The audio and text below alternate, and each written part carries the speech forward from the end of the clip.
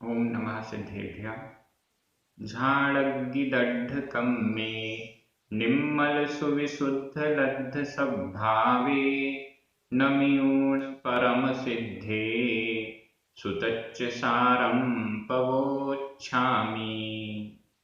बोलिए श्री खजाराज शांतिनाथ भगवान की जय। आचार्य श्री देवसेन स्वामी की जय। ये हम सभी का सौभाग्य है कि हमें आचार्य देवसेन स्वामी के महान ग्रंथ तत्वसार का अध्ययन करने का अवसर मिला। यह ग्रंथ बहुत सरल है, आध्यात्मिक रहस्यों को सरल भाषा में प्रस्तुत करने वाला है। आज हम दो गाथाओं का अध्ययन करेंगे, क्रमशः गाथा क्रमांक 18 और 19। इन दोनों गाथाओं में ये स्पष्ट किया गया है कि ध्यान निज आत्मा का करना है, लेकिन उससे पहले क्या तैयारी करनी है और कैसी निज आत्मा का ध्यान किया जा सकता है, यह यहाँ पर स्पष्ट किया जा रहा है। प्रारंभ करते हैं गाथा क्रमांक 18। उच्चारण। रागादिया, रागादिया, विभावा, विभावा, बहिरंतर, बहिरंतर, उभय, उभय, वियप्पम, बहिरंतर उभय वियप्पम। ये पूरा एक समासित पद है। मोत्तूणम, मोत्तूणम, ता में बड़े ऊ की मात्रा है। मोत्तूणम। एयग्मणो, एयग्मणो, आधा का पूरा गा। झायऊ, झायऊ, निरंजनम, निरंजनम, नियय, नियय, अप्पाणम, अप्पाणम। रागादिया विभावा, रागादिया विभावा, बहिरंतर उभय वियप्पम मोत्तूणम, बहिरंतर उभय वियप्पम मोत्तूणम। एयग्मणो झायौ, एयग्मणो झायौ, निरंजनम नियय अप्पाणम, निरंजनम नियय अप्पाणम। बहुत सरल गाथा है। रागादिया विभावा, बहिरंतर उभय व्यप्पम मोत्तूणम, मोत्तूणम छोड़कर, मोत्तूणम छोड़कर, किसको छोड़कर? रागादिया विभावा, रागादिया, इसका संधि विच्छेद देख लीजिए। राग, ग में छोटा आ, आदिया बड़ा आ, छोटा आ और बड़ा आ मिलकर बड़ा आ हो गया। राग आदिया, रागादिया, राग आदिया, आदिक, राग आदिक, राग आदिकों को, विभावा विभाव, राग आदि विभावों को, मोत्तूणम छोड़कर, नीचे लिखा हुआ है तीसरे चरण में, झायऊ ध्यान करे, झायऊ ध्यान करे। कैसे ध्यान करे? मोत्तूणम छोड़कर। मोत्तूणम यह संबंधक भूत कृदंत का अनियमित प्रयोग है। मोत्तूणम छोड़कर, किसको छोड़कर? रागादिया विभावा, राग आदिक विभावों को, राग द्वेष मोह इसको छोड़कर। ये पहले भी कहा जा चुका है। रागादिया विभावा, रागादिक विभावों को मोत्तूणम छोड़कर। और किसको छोड़कर? बहिरंतर उभय वियप्पम, वियप्पम विकल्प को, विकल्प को छोड़कर। कैसा विकल्प है ये? बहिरंतर उभय वियप्पम, बहिरंतर, इसका संधि विच्छेद कर लें। बहिर, र में छोटा आ, अंतर छोटा आ, दो छोटे आ मिलकर बड़ा आ हो गया।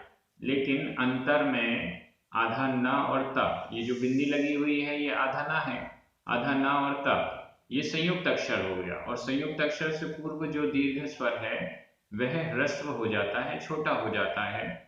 इस दृष्टि से वापस वह छोटा हो गया। बहिर प्लस अंतर, बहिरंतर। बहिर बाह्य, बहिरंग। अंतर अंतरंग। बहिरंग और अंतरंग ये दो प्रकार के उभय, उभय यानी उभय, उभय यानी दो प्रकार के दोनों व्युत्पम विकल्प को, आभ्यंतर विकल्प को और बहिरंतर विकल्प को, आंतरिक विकल्पों को, आंतरिक विकल्प को और बाह्य विकल्प को, बहिरंग विकल्प को। इसको विकल्प को अन्य ग्रंथों में जल्प शब्द से भी कहा गया है। अंतरंग जल्प और बहिरंग जल्प, ऐसे दोनों प्रकार के जल्प को मोत्तूणम छोड़कर। जल्प का मतलब होता है चंचलता, अंतरंग चंचलता और बहिरंग चंचलता। जब ध्यान की बात आती है तो सबसे पहले चंचलता को रोकना होता है। बिना चंचलता को रोके ध्यान संभव नहीं है। बाह्य चंचलता, हाथ पैर का हिलना, बोलना इत्यादि, और अंतरंग मन में कुछ कुछ सोचना, अलग अलग कुछ कुछ बातें सोचना, ये अंतरंग जल्प। तो अंतरंग जल्प और बहिरंग जल्प। विकल्प कहें इसी को तो अंतरंग विकल्प और बहिरंग विकल्प। अंतरंग में ऐसी कोई विकल्प ना रह जाए जिसके कारण अंदर ही अंदर कुछ ना कुछ सोच, कुछ ना कुछ विचार चलता रहता है, तो वो है अंतरंग विकल्प, जिसे अंतरंग जल्प भी कह रहे हैं। और बाहर ये कर दो, वो कर दो, ध्यान करने बैठे हैं और दूसरी बातें याद आ रही हैं तो इशारा कर रहे हैं, ये सब बहिरंग विकल्प कहलाएंगे। तो इन अंतरंग और बहिरंग दोनों प्रकार के विकल्प को मोत्तूणम छोड़कर बहिर बाह्य, अंतरंग अंतर अंतरंग, इस उभय दो प्रकार के विकल्प व्युत्पम विकल्प को मोत्तूणम छोड़कर। दो चीजें छोड़ने की बात की गई है ध्यान से पूर्व। ध्यान करने से पहले दो चीजें छोड़ने की बात है। पहली है राग आदि विभाव और दूसरी है बाह्य और अभ्यंतर दो प्रकार का विकल्प। इन दोनों को मोत्तूणम छोड़कर विभाव और स्वभाव, ये दो शब्द हैं। विभाव ऐसा भाव जो कि विपरीत है। विभाव का अर्थ हुआ स्वभाव से विपरीत। मेरा जो भाव है, जो मेरा शुद्ध स्वभाव है, मेरा जो शुद्ध भाव है वो स्वभाव, लेकिन इस स्वभाव से जो विपरीत है वो कहलाता है विभाव। गलत भाव, विपरीत भाव जो नहीं होना चाहिए वो कहलाएगा विभाव। जो आत्मा का स्वरूप नहीं है, जो आत्मा का सही स्वरूप नहीं है, वो सब विभाव, वैभाविक गुण, विभाव ऐसा माना जाएगा। तो राग आदि ये विभाव हैं और बाह्य और अंतरंग दोनों प्रकार के विकल्प, इनको मोत्तूणम छोड़कर एयग्मणो ध्यायौ, एयग्मणो एकाग्र, एयग्ग एकाग्र, मणो मन वाला, एकाग्र मन वाला। एयग्ग इसका संधि विच्छेद कर सकते हैं। एय य में छोटा अ, अग्ग छोटा अ, दोनों छोटे आ मिलकर बड़ा आ हो गया। लेकिन आधा गा पूरा गा ये संयुक्त अक्षर है, और संयुक्त अक्षर से पूर्व जो दीर्घ स्वर होता है वह भी ह्रस्व हो जाता है, छोटा हो जाता है, वापस छोटा हो गया। ए प्लस अग्ग, एयग्ग। एकाग्र मन वाला, ऐसा व्यक्ति जिसका मन एकाग्र है।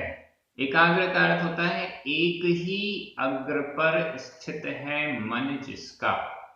एक ही अग्र, अग्र का मतलब है एक ही पॉइंट पर, एक ही बिंदु पर जिसका मन टिका हुआ है वह कहलाता है एकाग्र मन वाला। एकाग्रता क्या है?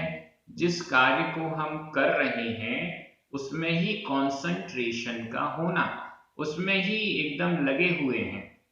अगर आप स्वाध्याय कर रहे हैं तो आपकी एकाग्रता स्वाध्याय में ही है, शब्दों पर ही है, जो गाथा लिखी हुई है उसके प्रति ही आपकी एकाग्रता है, मतलब उसके प्रति ही ध्यान केंद्रित है, उसे कहते हैं एकाग्र। मन का एक अग्र पर, एक विषय पर, एक बिंदु पर टिक जाना, यह है एकाग्र मनो, एकाग्र मन वाला। झायौ, ध्यान करे। झायौ, यह है विधि एवं आज्ञा काल अन्य पुरुष एक वचन का क्रिया रूप है। ध्यान करे, कौन ध्यान करे? यज्ञ मनो, एकाग्र मन वाला व्यक्ति, मुनि, झायौ, ध्यान करे। कैसे है वह एकाग्र मन वाले मुनि श्रमण? उन्होंने मुत्तुणम, छोड़कर, राग आदि विभागों को छोड़ा हुआ है और बाह्य और अंतरंग विकल्पों को भी छोड़कर वे एकाग्र मन वाले हुए हैं। ऐसे जो मुनि हैं, श्रमण हैं, झायौ, ध्यान करें, ध्यान करे, एक वचन है इसलिए ध्यान करे। किसका ध्यान करे? निरंजनम, नियय अपाणम, निरंजनम, निरंजन, निरंजन, अंजन से रहित, कालिमा से रहित, निष्कलंक, निरंजन। नियय अपाणम, नियय निज, अपाणम आत्मा का, निज आत्मा का, निरंजन निज आत्मा को ध्याये, ध्यान करे। यहां पर नियय, निय, ये तो निज के लिए हो गया निय, और इसमें ये एक स्वार्थिक प्रत्यय लगा हुआ है। स्वार्थिक प्रत्यय लगने का मतलब होता है कि जो शब्द का सही अर्थ है वो चेंज नहीं होता है, लेकिन ये प्रत्यय उसमें जुड़ जाता है। इस प्रत्यय के जुड़ने पर भी अर्थ में कोई फर्क नहीं आता है, वो स्वार्थिक प्रत्यय कहलाता है। नियय अपाणम, निज आत्मा के, निरंजन निज आत्मा को झायौ, ध्याये, ध्यान करे। कौन ध्यान करे? एकाग्र मन वाला। कैसा होकर ध्यान करे? राग आदि विभागों को और बहिरंग और अंतरंग दोनों प्रकार के विकल्प को छोड़कर ध्यान करे। ये इसका अर्थ हो गया। बड़ी सरल गाथा है। इसमें से एक बात हमें क्लियर हो गई, ध्यान करने से पहले राग आदि विभागों को और बाह्य और अंतरंग जल्प को, विकल्प को छोड़ना जरूरी है। इसको छोड़े बिना ध्यान करेंगे तो मन एकाग्र नहीं हो पाएगा, निज आत्मा का ध्यान नहीं हो पाएगा, ऐसा स्पष्ट किया जा रहा है। विभक्तियों की दृष्टि से देख लीजिए, रागादिया और विभावा, यह है द्वितीया विभक्ति का बहुवचन है। रागादिया और विभावा। बहिरंतर उभय व्यपम, यह है द्वितीया विभक्ति का एक वचन है। नीचे निरंजनम, नियय अपाणम, यह भी द्वितीया विभक्ति का एक वचन है। एयज्ञमणो प्रथमा विभक्ति का एक वचन है।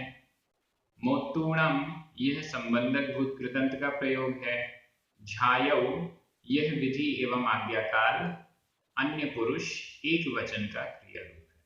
अब हम अगली गाथा में चलते हैं। गाथा क्रमांक 19, उच्चारण। ये भी बहुत अच्छी और सरल गाथा है, तुरंत समझ में आ जाएगी। जस, चस, ण, कोहो, कोहो, माणो, माणो, माया, लोहो, य, सल्ल, सल्ल, लेसाओ, लेसाओ, सल्ल लेसाओ, जाई, जरा, मरणम, जाई, जरा, मरणम, ये पूरा एक समासित पद है। चीय, चीय, निरंजनो, सो, अहम, भणिओ, भणिओ,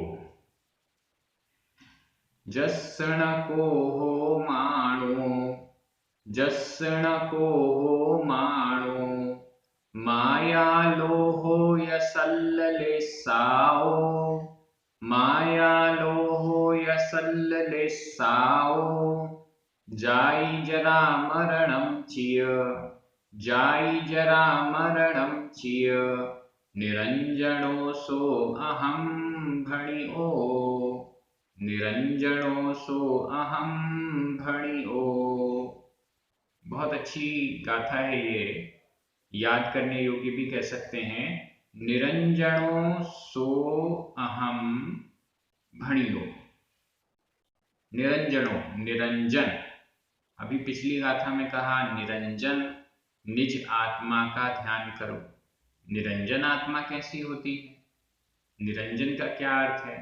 निरंजनो, निरंजन, सो यानी वह, वह निरंजन, सो वह, निरंजनो निरंजन, वह निरंजन, अहम मैं, सो वह, अहम मैं, निरंजनो निरंजन, भणिओ कहा गया, भणिओ कहा गया। यह भूतकालिक कृदंत का प्रयोग है। इसमें क्रिया है भण और भूतकालिक कृदंत का प्रत्यय है अ। भण कहना, भणिओ कहा गया। क्या कहा गया? निरंजन कहा गया। कौन कहा गया? अहम मैं, सो यानी वह, अहम वह, मैं, निरंजन कहा गया। सो अहम, इसका भी हम तात्पर्य देखेंगे। सो भी कहा, अहम भी कहा। सो वह दूसरे व्यक्ति के लिए कहा जाता है, अहम मैं स्वयं के लिए कहा जाता है। तो सो हम, सो अहम, इसका क्या तात्पर्य है ये भी हम समझने का प्रयास करेंगे। सो अहम, जिसे अन्य संप्रदाय में सोहम करके ध्यान के लिए प्रयुक्त किया जाता है। जैन दर्शन में भी कई बार ये प्रयोग होते हैं। तो इसका क्या तात्पर्य है ये भी हम इस गाथा को देखते हुए समझने का प्रयास करेंगे। वह मैं निरंजन भणिओ कहा गया। कैसा है वह निरंजन? जस जिसके, जस जिसके, न नहीं है कोहो, जिसके कोहो, जिसके कोह यानी क्रोध, जिसके क्रोध नहीं है, सो वह अहम मैं निरंजनो निरंजन भणिओ कहा गया। जिसके क्रोध नहीं है, जो क्रोध नहीं करता है, सो वह मैं हूं। मैं कौन हूं?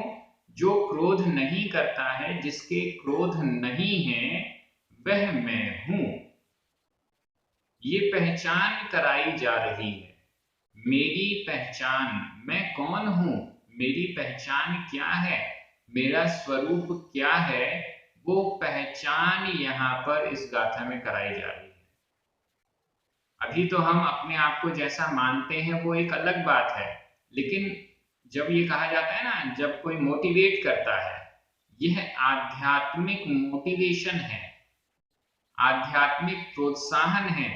कौन हो तुम? जस्सणा को हो, जिसके क्रोध नहीं होता है वो हो तुम। कौन हूं मैं? जिसके क्रोध नहीं है वह हूं मैं। ऐसा वह निरंजन हूं मैं। इस गाथा का तात्पर्य समझिएगा। अर्थ तो वैसे ही समझ में आ जाएगा, लेकिन तात्पर्य क्या है? एक छोटे बच्चे से कहा जाता है, अरे तुम तो बड़े समझदार हो, तुम तो बहुत अच्छे हो, तुम्हें तो बहुत अच्छे से लिखना आता है, तुम्हारी राइटिंग तो बहुत सुंदर है, ये भी लिखो, ये भी लिखो, ये भी करो, ये भी पढ़ो। ऐसा करके उसे मोटिवेट किया जाता है।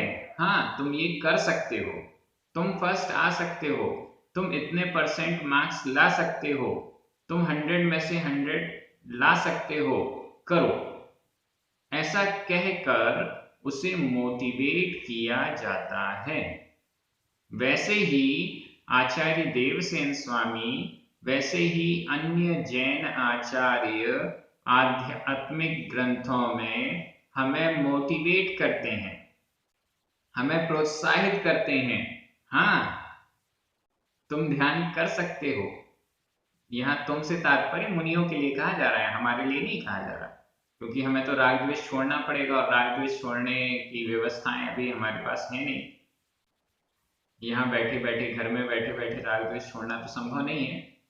लेकिन जो राग द्वेष छोड़कर ध्यान करने के लिए आगे बढ़ रहे हैं, या हमें भी ये मोटिवेशन दिया जा रहा है कि हाँ तुम कर सकते हो, तुम क्रोध को छोड़ सकते हो, तुम्हारा स्वरूप ऐसा नहीं है, तो मोटिवेशन या भावना की दृष्टि से हम यह बात समझ सकते हैं।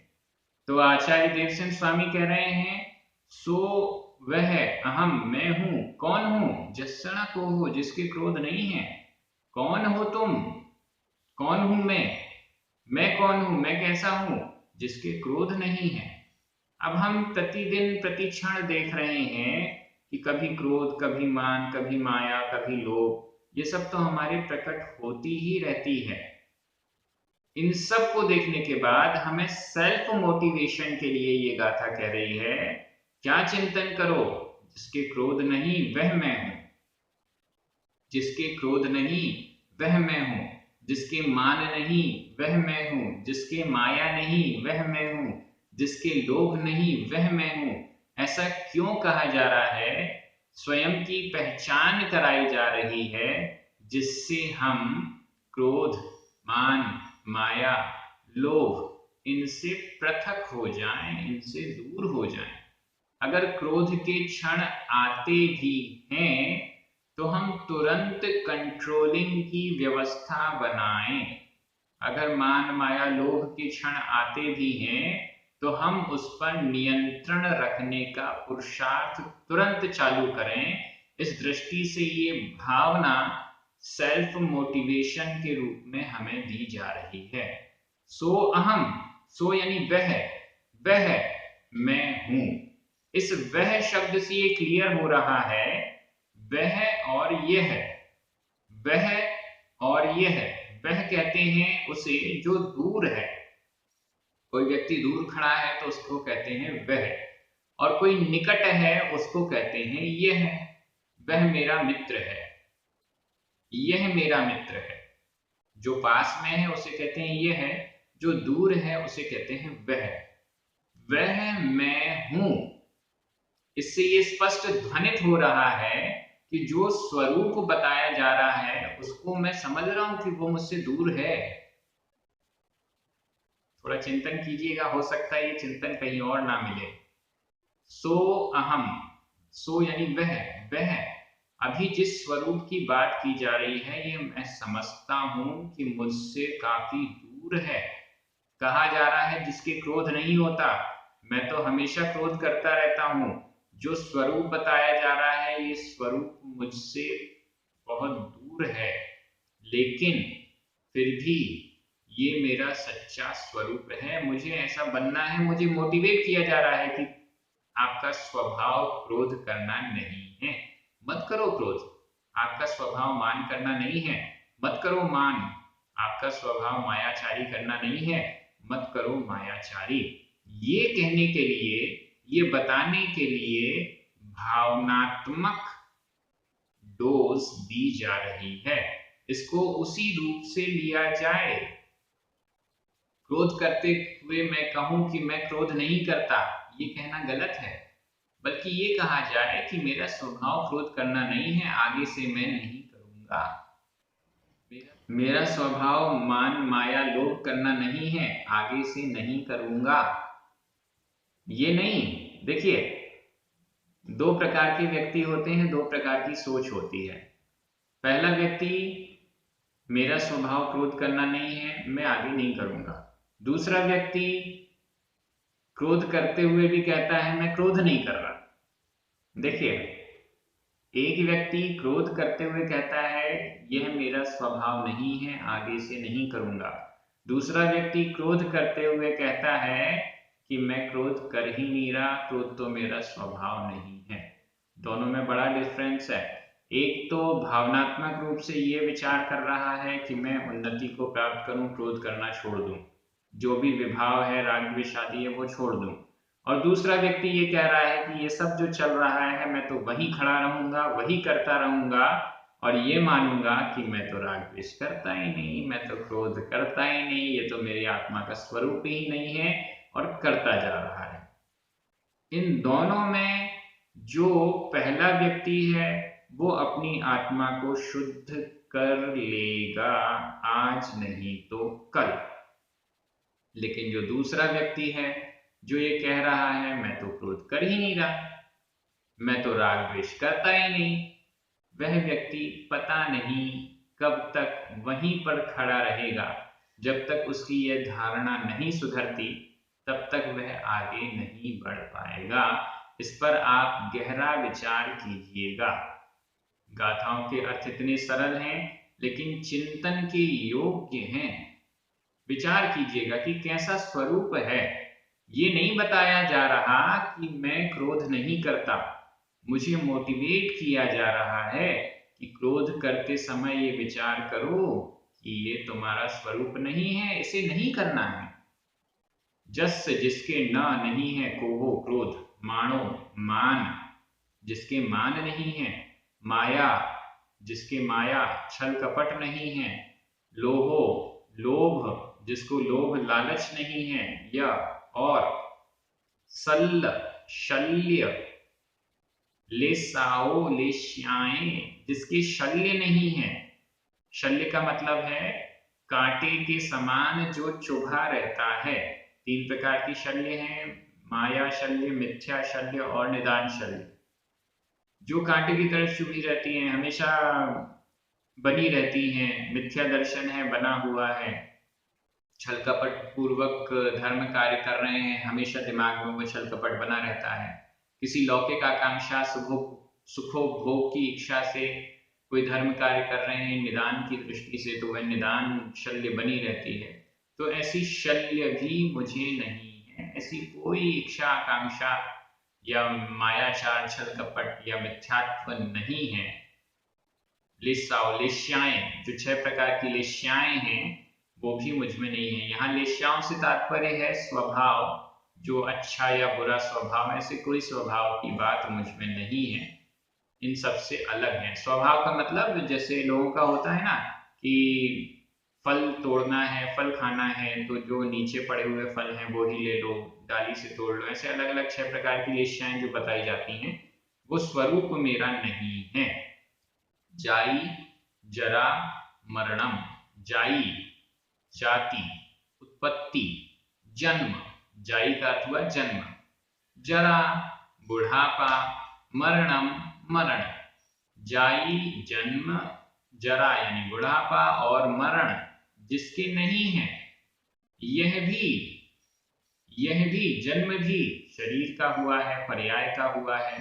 जरा बुढ़ापा भी शरीर में नजर आ रही है, आत्मा तो बूढ़ी होती नहीं, और मरण भी इस आत्मा का नहीं होता, शरीर का टाइम पीरियड पूरा हुआ तो शरीर छोड़कर आत्मा चली गई। जिसका जन्म जरा और मरण भी नहीं होता है सो अहम, वह मैं हूं।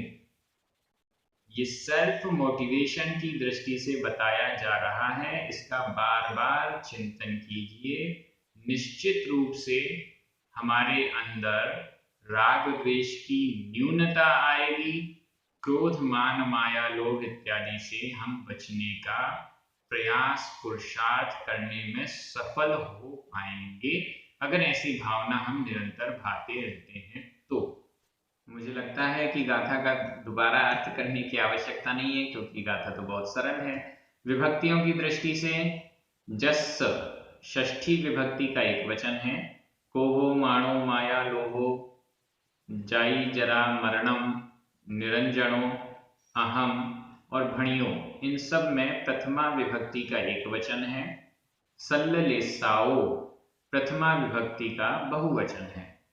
बाकी चीय और य ये दोनों ही अव्यय हैं, इसमें कोई विभक्ति नहीं है। भणियो यह भूतकालिक कृदंत का प्रयोग है।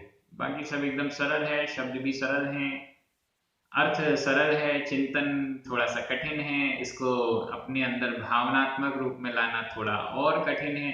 लेकिन ये पुरुषार्थ करेंगे तो निश्चित रूप से तत्वसार के स्वाध्याय का फल आपको मिल जाएगा। अगर ऐसी गाथाओं का, ऐसी भावनात्मक गाथाओं का बार बार चिंतन हम करते रहेंगे तो निश्चित रूप से तत्वसार के स्वाध्याय का जो लाभ मिलना चाहिए वो हमको मिलेगा।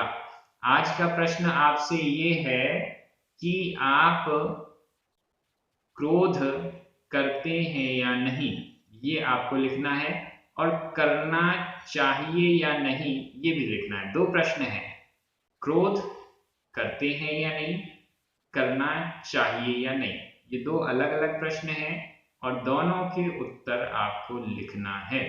यहाँ क्रोध कहने से तात्पर्य मान माया लोग को भी साथ में ले लीजिएगा। क्रोध एक अकेला पूछ लिया गया है, मान माया लोग भी इसके अंदर ही।